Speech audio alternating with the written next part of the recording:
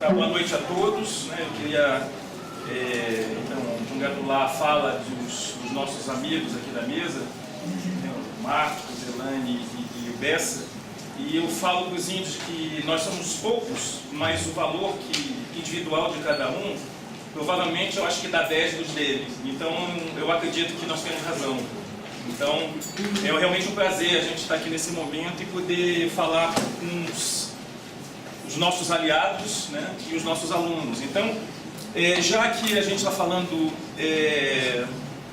quase que especificamente, assim, o objetivo é falar com os alunos, trazer os alunos esse debate político, eu trouxe algumas contribuições, tá, que eu acho que são interessantes para o que eu fui acompanhando o que cada um falou.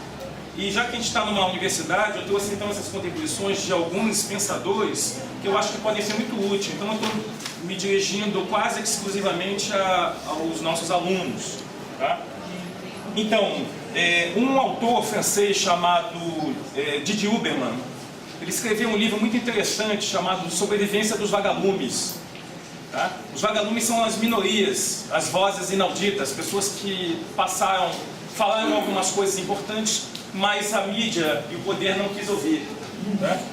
E uma delas, esse autor fala no livro dele, desse livro, dos Vagalumes, é um cineasta italiano chamado Pier Paolo Pasolini, que ele escreveu coisas muito interessantes sobre o Estado neofascista italiano. Tá? E essa descrição, ele centra na mídia, em todas as mídias.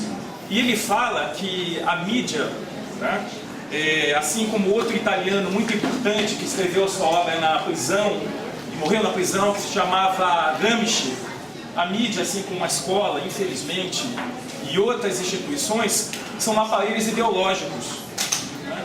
Eles estão aí para veicular a ideia de quem domina, quem financia esses aparelhos. Tá? Então ele fala que a mídia, além de ela transmitir a ideologia, ela transmite, isso é muito importante, a forma da ideologia. Tá? Então a gente repete essas ideias e essas formas, tá? Com a aparência que essas ideias e essas formas são nossas. Então isso é muito importante que o professor Bessa e que a Elaine colocaram, de a gente saber ler, porque informação, assim como qualquer outra coisa de valor, não cai no colo, a gente tem que ir atrás, tem que pesquisar. Né?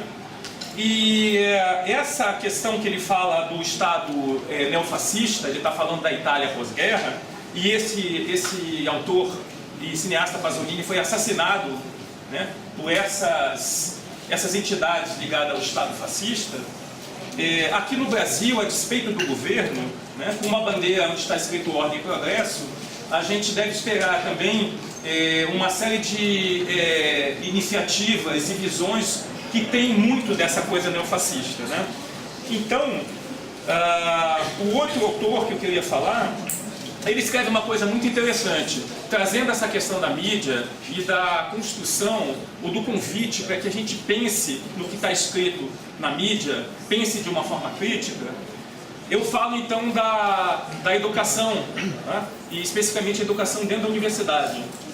A educação que nós estamos construindo, tá? Que nós estamos propondo construir junto com os índios. Então é muito interessante, esse autor se chama Jacques Rancière, e é muito interessante esse livro dele, chama O Mestre Ignorante. Então ele fala o seguinte: não há ignorante que não saiba uma infinidade de coisas. E é sobre este saber, sobre esta capacidade em ato, que todo o ensino deveria se fundar.